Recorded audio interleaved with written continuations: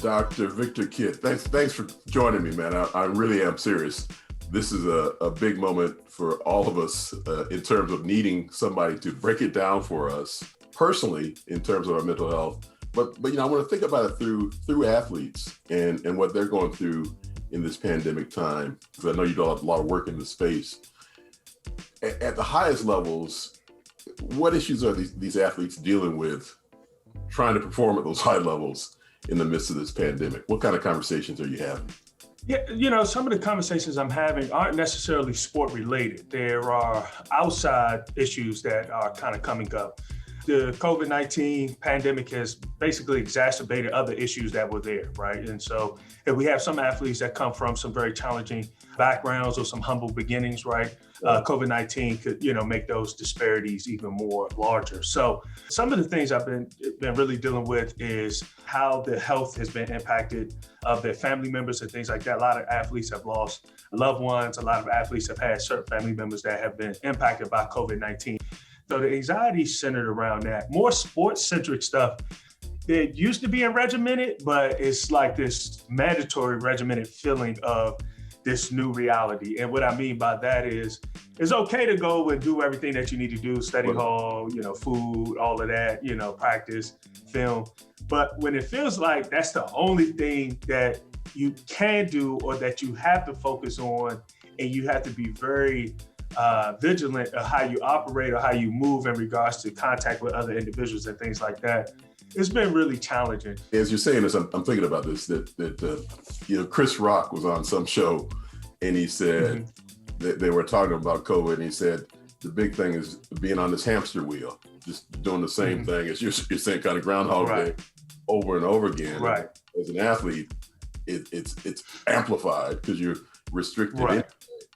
And for us regular folks, former athletes like you and me, us regular folks, the idea of not being able to just step out, or you shouldn't step out, is probably impacting us all. You're saying more than we know.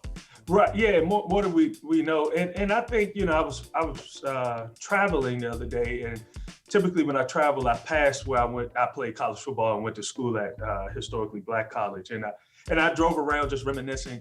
And I thought to myself, I could only imagine being an undergrad during the pandemic, right? If we had a pandemic. And the reason why I bring that up is I think it would have been really fun because we have a whole community that's representative of who we are. So we have to also focus on that cultural isolation for a lot of our minority student athletes, Black and brown student athletes, who may be in spaces that are typically representative of their community. That could cause some dissonance and some isolation as well, where the small little pockets of an outlet may not be all that culturally responsive, or may not be, perceived as a culturally safe space for some of our student athletes as well. So that's something to because when we look for outlet, when we look to cope, we look for something that we're familiar with. Right, and so the separation from what we can usually use to cope with things, the idea that we can find other ways to deal with problems, the isolation is magnified. First of all, it's difficult to interact with a professional like yourself if you choose to do so. I mean, you have to do it in a different way. In many instances, professionals like you aren't doing it in person in the moment. So what kinds of adjustments should we make in this moment? What kinds of things? What are you telling the athletes to do? And then what do you tell? You tell the normal person or abnormal person like me and you to do the same thing. What should we do to try to get ourselves? So you're saying this isolation is a big piece of it. The idea of not having a way to interact as you would normally. What should we do? We should really be focusing on really putting our feet in the ground on finding very convenient coping strategies, right? And what I mean by that is not really going out of our way to try to necessarily develop new coping strategies and things of that nature, but using what's at our disposal.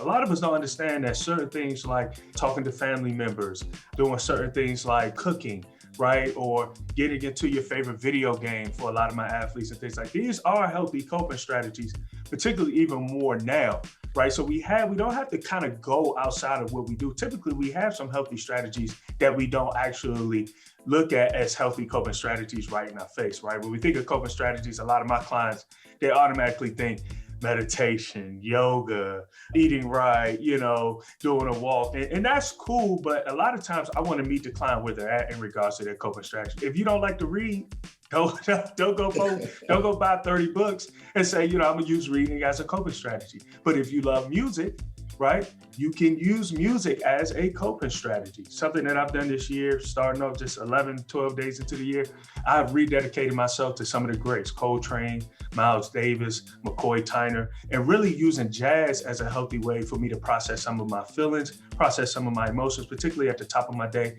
and at the end of my day. But also I'm using it as a coping strategy to kind of get lost in instrumentation, right? This isn't something that I don't have to go get albums. I don't have to get a record player. I don't have to do all these other things. I could go right on Tidal or right on Apple Music and use these things to be really soothing to myself. So when I work, particularly with my athletes, I ask them to do certain things that they are already doing just in a more intentional way.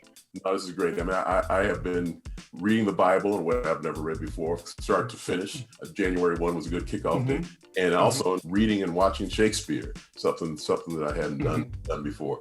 Any advice to people, again, like you and me, when you see a family member or friend having these kinds of problems, that you can see that there is this deep isolation that's going on, that they aren't doing these things? Is it just a matter of just recommending that they do something that they enjoy doing? I think it's like I said, meeting them where they're at. If you try to introduce something that is unfamiliar to them, they cut their ears off, right?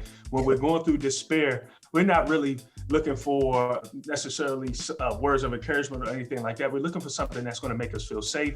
And when we make our family members feel safe or our friends feel safe, that will make them more susceptible to other different types of suggestions, right? Don't come in like a blazing missile. You need to, engage more. You need to do this. You need to be around more people or virtually be around more people. Let's try to meet them where they're at and try to figure out, hey, I know you like this. Just wanted to say, hey, why don't you get back into that, right? Meet them where they're at. Your typical mode of communication, use that in a very positive and intentional manner to bridge the gap, to help them come out of that isolation. Maybe suggest in the long run, having some support with a therapist or whatever the case may be, or a support group. I think that's really important. Well, Dr. Victor Kidd, thank you for helping us. We see some light at the end of the tunnel. Thanks for helping us get to the home stretch as we strive for the vaccine and a little more sanity. But thanks for breaking it down for us on maintaining our mental health during this period of time, and also some lessons from athletes. Thank you, Dr. Kidd. Beautiful, beautiful. Take care.